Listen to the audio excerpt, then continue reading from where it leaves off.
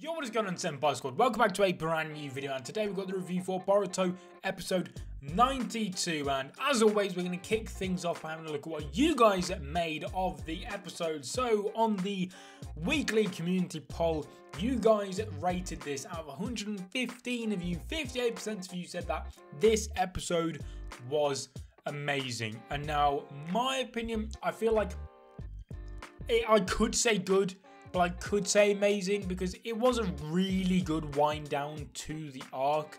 However, there's just little bits here and there. I think for the sake of the argument, I'll agree with you guys. I thought, yes, if anything I had to pick, amazing. But anyway, let's get into some of your comments. So then from Aaron Guilin, I'm probably pronouncing your name wrong. Anyway, episode was great. Didn't want Inoki to pass, but Boruto crying in the end was so sad. 9 out of 10. Yes, I kind of didn't want Inoki to pass because the way they ended off the episode last week was like horrendous. He had this incredible final fight, final particle style as he put it, and then it was absolutely flawless, absolutely fantastic the way he went out. And then the end of the episode, they just didn't tell us any more and whatsoever, and it was just a bit stupid. And in this episode they kind of redeemed it with the funeral, but still slightly salty about how he died, sort of. My theory was right, the Carol was responsible for what happened in the Stone Village. Why would a random scientist contact Inoki with Zetsu DNA, and how did he know Inoki was depressed about that? The same thing happened to Katasuke. Their targeting villages to end them. Maybe the Momoshiki incident was a blessing in disguise, interrupting Kara's movement. Now I'm going to talk about a bit more of the insane Kara foreshadowing that we got in this episode a little bit later. But yes, I was blown away by Orochimaru's words about, not directly about Kara, but I think we can all kind of deduce that that's kind of what the anime, the writers were trying to hint to us. Anyway, from Chimmy, it was a nice episode to wrap everything up. It was very emotional. I like Mitsuki and Boruto seeing it together. Yep, completely agree. Like I've said, the burials for everyone was a nice touch. Poor Akun and the fabrications. Don't know if it was obvious or not, but the biggest man was for Sekiei, I bet. Now, one thing some of you guys may not know is that the memorial, the grave, whatever you want to call it, that Mitsuki made, the one in the middle was some quartz. And Sekiei in English means quartz. So that's just a fun little fact for you guys, which I thought was quite interesting. Boruto's dad, okay, hello, says that wish we saw Naruto's reaction to Inoki. I know the story is about Boruto, but Naruto has a stronger bond with Inoki than Boruto. Hope this isn't a trend. Can't wait to see how Mitsuki develops after this. Boruto's tears hit me straight to the heart. Wish the new gen had a new name and not copied Team 7. I don't mind the whole Team 7 thing. It makes it much easier for me to remember and to make parallels and things like that. The Mitsuki development, 100% agree. Very excited to see how this character goes. I loved how at the end of the episode they showed that he no longer just has a picture of Boruto in his room. He has a picture of all of them, which was fantastic. That scene right there did so much more to Mitsuki's character than most things ever could have done, because it finally shows that he's not just solely fixated on Boruto with his absolutely creepy obsession. As for the Naruto thing, yes, I can kind of side you. It is sad because Naruto and Inoki, they did so much for each other during the war and during Naruto Shippuden that it's a little bit sad we didn't get to see a full maybe representation of how he felt in the episode, but I suppose he wasn't the main focus. I don't know, it's something I would have liked a little bit more focus on, but we'll have to, it will do. It will do, it is what it is.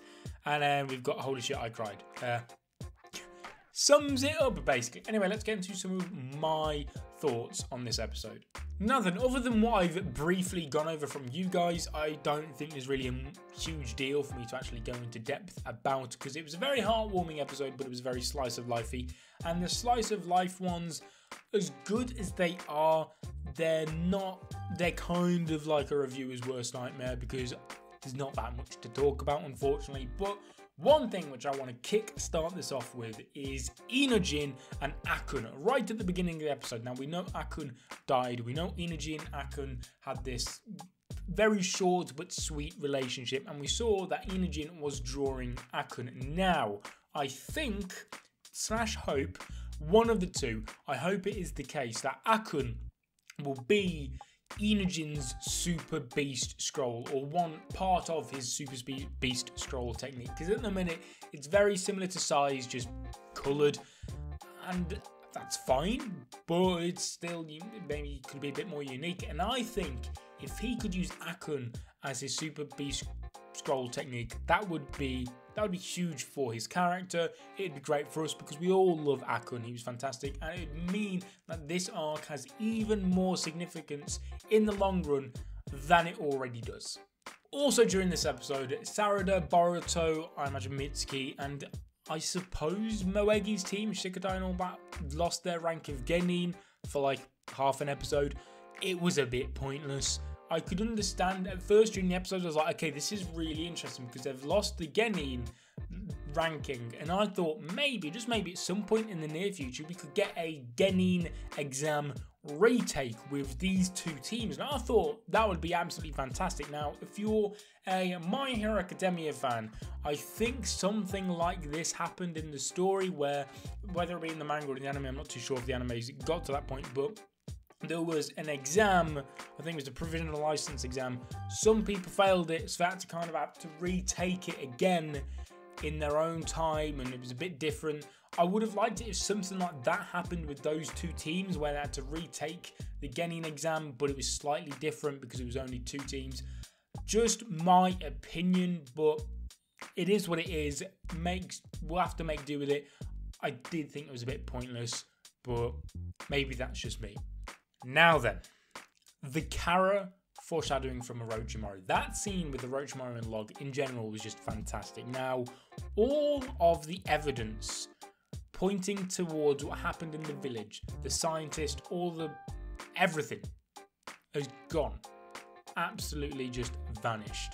And when Orochimaru was saying that, the fact that there's someone out there with the same kind of scientific knowledge of him to create these fabrications like he did with Mitsuki is pretty damn huge, because the only people we could possibly think of that are of the same intellect as Orochimaru when it comes to this type of stuff is Kara. And Kara have already been foreshadowed in the anime once already. We literally saw Kashin Koji in the Momoshiki arc put Katasuke under that Genjutsu, and now it seems though they've actually been somewhat involved as with what's going on. Now that scientist, maybe he was under a Genjutsu as well, but we'll never know because he was killed, or maybe he was actually an outer for Kara, something like that. All we know is that it's everything but confirmed that Kara were responsible, or at least somewhat responsible,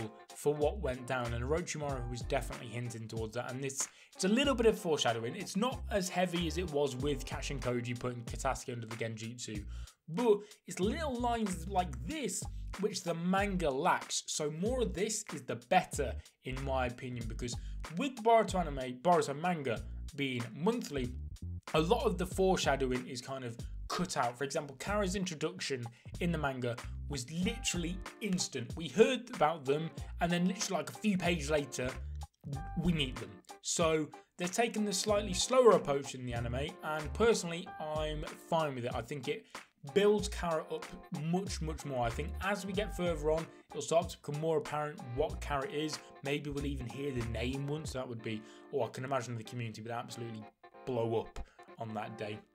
And a couple of the characters that I actually want to kind of get introduced to before their time to shine happens is Mugino, I think his name is, Konohamaru's friend who was in the Ao arc, stuff like that. So yes, the foreshadowing for Kara was fantastic in this arc, in this episode even, and the more the Boruto anime does that type of stuff, the better in my opinion. And then last but not least, Inoki and the whole entire arc in general, because this was the finale of the Mitsuki disappearance arc, Mitsuki retrieval arc, Mitsuki arc, whatever you want to call it, fabrication arc, whatever it is, the Inoki arc, the Will arc, it's got so many names. Like I said, the Inoki thing, it was bittersweet. The way he actually went out was fantastic. It's just how everything after that was handled was maybe a little bit lackluster. And then the entire arc in general, wow, I feel like I've got a very controversial opinion on this one, because I know this arc is absolutely despised. However, I thought overall, despite the weak points it had, I think if you was to binge watch this arc, I think the weak points which tons of us were moaning about wouldn't be as bad. But I think waiting each week with some of those episodes, you just kind of, we over-exaggerated slightly maybe.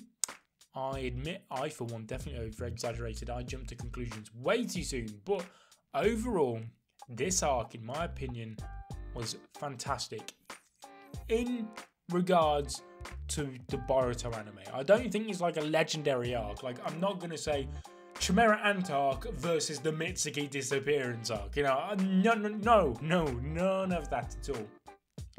With Boruto standards, this arc, in my opinion, was fantastic and more than welcome to have it in the anime. I thought it was the best out of all the main anime original arcs. I think you had the Nue arc, the Mist arc, the Byakuya Gang arc. I think they're like the main ones. And then now we've got this one. This one by far was the best.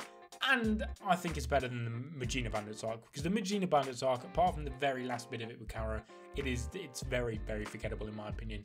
So that's it. That is my very controversial take on the Mitsuki disappearance arc. But guys, I want to know what you guys think in the comment section down below. As always, leave a like on the video if you enjoyed. Subscribe if you're not already to become a member of the Senpai Squad. And I'll be seeing you guys in another video. But until then, peace.